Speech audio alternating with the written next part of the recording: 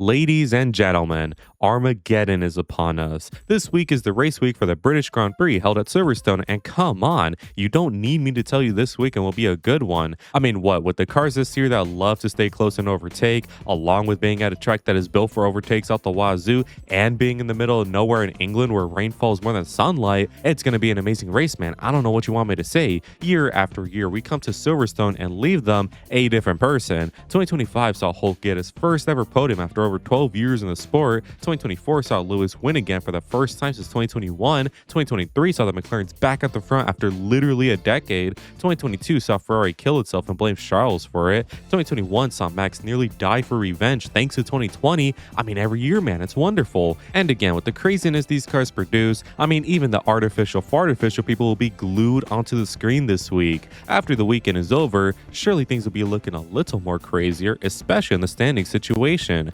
Austria was already a doozy since we, of course, saw George Russell back on the top step of the podium to no one's excitement. Seriously, this guy gets zero cheers from anyone, whether or not he's doing good or bad. I kind of feel bad, you know. Anyways, with this win, George could potentially enter a good run of form soon, and when he has some 40 points behind Kimi Antonelli, it's not impossible he could be fully back in just a few races' time. Of course, we cannot fully count out Lewis Hamilton either, who is slightly behind, plus about to arrive at tracks that he does like. However, considering the shortcomings of the Ferrari car and the few tracks we are heading to, maybe we should count him out. I don't know. And never say never. So, with that said, let's get into it, people. Let us find out which teams we shall watch, the drivers to watch, the stories heading to this weekend, and of course, my predictions for this Paramount race. Subscribe if you love spotted penis, and let's get to quacking now.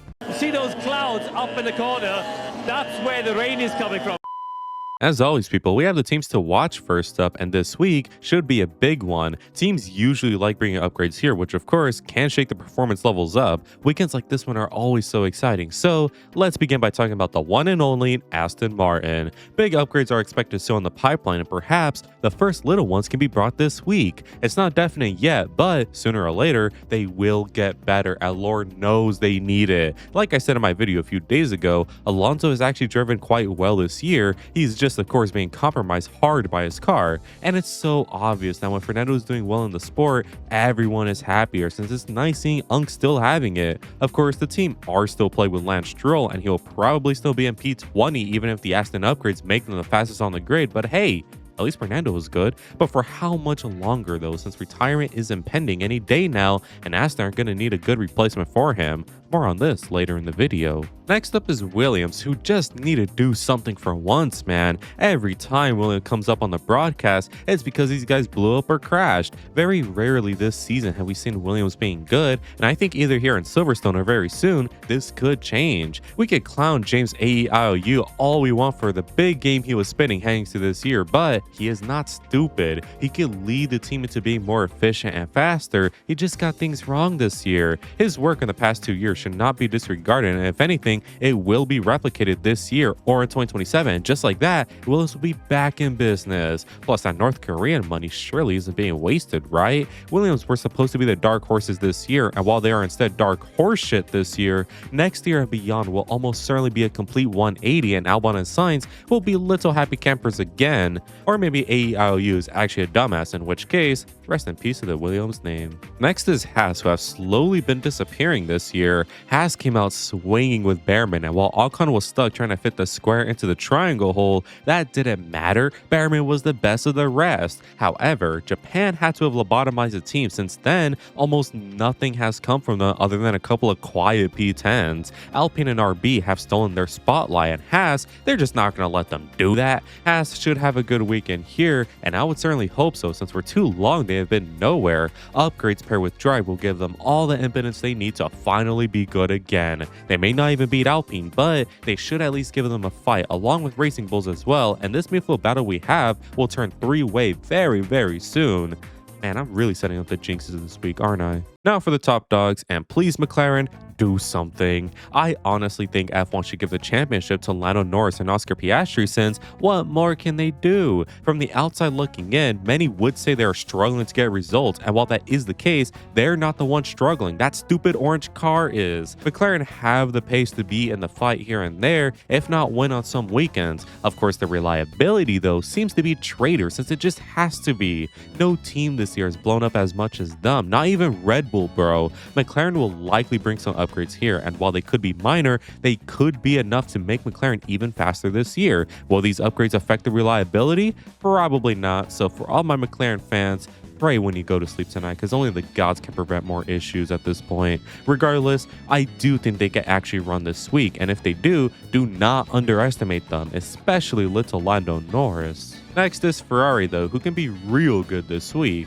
Ferrari have been good recently, but here in Silverstone, they could be even better. Silverstone has typically been a Ferrari circuit, and while Charles nullifies that buff with his inability to be good around here, Lewis Hamilton could be absolutely nuclear this week. Pair that with some boost that could come here, and guys, we have another win on our hands potentially. It will be close, make no mistake, but it is possible, and they should not go unnoticed. I still think the title is wishful thinking for Lewis this year, but maybe that's just me being a doomer. Maybe the fight can be on. But given how many times I've said this in the past decade or so, I'll hold my breath for now. Just expect a top 3 result for Lewis. And finally, I have Mercedes. In recent weeks, we have seen Merc get challenged hard by some teams, such as Lewis in Barcelona and Max last race, and of course, they're just not going to let them do that freely. Mercedes, of course, are bringing upgrades here, which could lead any opposition looking to challenge them completely null and void. Mercedes have always been neutral at best around Silverstone, but home field advantage for George Russell should be a boost, which is also aided by him just actually being good around the track.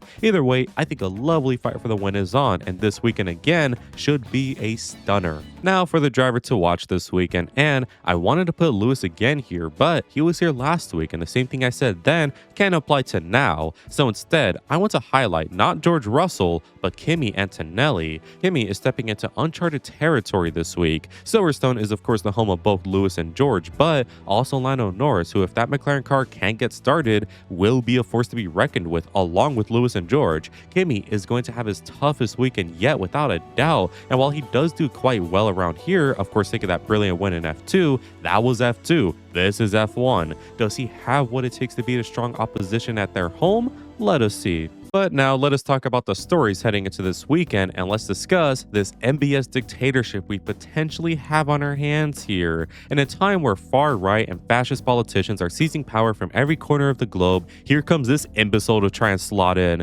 MBS must think political power in a sport is the same as a country, since literally what does MBS get in being FIA president for life? Big money, sure, but like, this is a sport, man. It's not that deep. Power is a hell of a drug, I guess, and the last thing MBS needs to do before morphing into Max Mosley again is to get lap dances from a bunch of Nazis. By the way, that's not a lie, go Google it. And I think the worst part about all of this is some people will genuinely start to like MBS and miss him when he is gone. I mean, just last year, people were hating on this man, wanting his head on a pike, but today, that crowd still very much exists. But now there is another side of people who like him because he wants V8 and classic F1 back. It's a classic. Hide all your evil doings with cool aesthetics and people will look past you. But at the end of the day, this was always expected. No way a person as corrupt as MBS would just say, oh yeah, I'm done here, bye-bye, after his term. So get ready for some more stupid ventures in F1, people. We gotta stay strong. Oh, and if you thought this was only an F1 thing, stay vigilant, Wecken Rallying. You're next.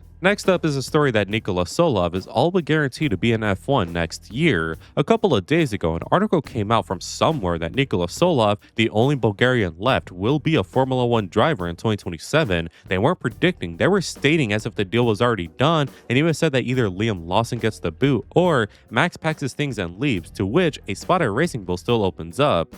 You would hope, at least. I, as a duck who loves junior formulas and drivers, am worried because I definitely think Nikola has game and can do well, but does he really? Perhaps there are secret F1 tests that I am not aware of that convinced Red Bull to do this, but don't blame me for being worried, man. He took 3 years in F3 before he was finally able to establish himself as a front runner. 3 years in F3 is catastrophic. And sure, he's doing wonders right now in F2, but 3 years in F3 and 1 year in F2, that just doesn't sound right. If I were Laura Mekis, I would force Solov into one more year in F2 just to confirm he really has improved and is not benefiting from a broken car this year or something. I do want to say though, I am not hating on Solov, I'm just sketchy on his trajectory and I do want the best for him since I do believe he has potential. It's just the timing I'm worried about, because in a new era where the drivers coming in are on another level, Solov cannot afford to be raw. He must be cooked thoroughly, and personally, another year in F2 would do him that service. But anyways, the most likely outcome in my opinion is that Liam gets dropped for basically nothing at the end of the year, and with Liam without a seat, many would expect him to leave the sport, and while that definitely could happen, I actually think another team in 2027 will like him, specifically Aston Martin. I think Aston would love Liam and he will fit right in once Alonso retires, and also, they really don't have that many better options now, do they? Finally, let us talk about Kimi Antonelli. Now, I have seen some people say that this is the start of his downfall since, of course, Austria wasn't the best weekend for Baby Go. Some have said that he will start to lose the war of attrition against George, whose experience will be the deciding factor. Many others have also said Kimi just doesn't have the racecraft of a good driver, and his constant incidents and running wide moments will be the death of him. And to all of this bullshit, I say, I told you so. I love my Baby Go as if you were actually my baby, but I have said since China, don't expect the world of Kimi. He is human too, and he has much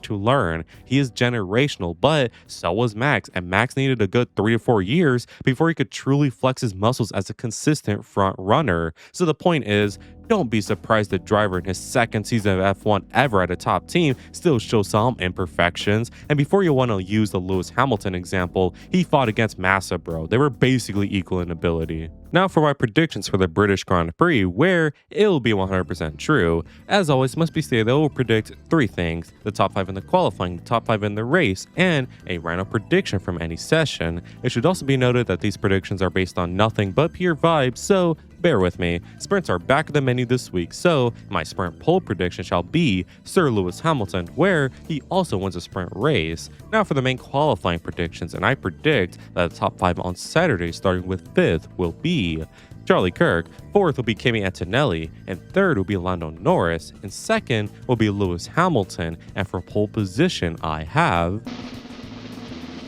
George Russell, who gets probably no cheers from the crowd. Now for the race predictions, and starting with 5th, I have Oscar Piastri. In 4th, I have Lando Norris. In 3rd, I have Kimi Antonelli. In 2nd, I have George Russell. And the winner of the 2026 British Grand Prix is Lewis Hamilton, who probably blows everyone's ears out with the cheering. So for my random prediction, I think in the race, there will be a red flag somewhere in the first quarter of it. Also remember, for a chance to appear in the winners and losers, go join my Discord to make your predictions. So that was the preview for Silverstone. I mean, the question isn't, should we be hyped for this weekend, and more, why aren't you hyped for this weekend? Silverstone every year is a guaranteed banger, and these cars, I seriously doubt that will change. Anyways, I want to give a quick shout out to all members of the flock for the continued support. Make sure to join it if you want cool benefits, as well as just helping me out. Anyways, if you enjoyed today's video, make sure to like and subscribe since it really helps me out. Make sure to let me know in the comments what your predictions are. And as always, have an amazing day. Good weather for the duck.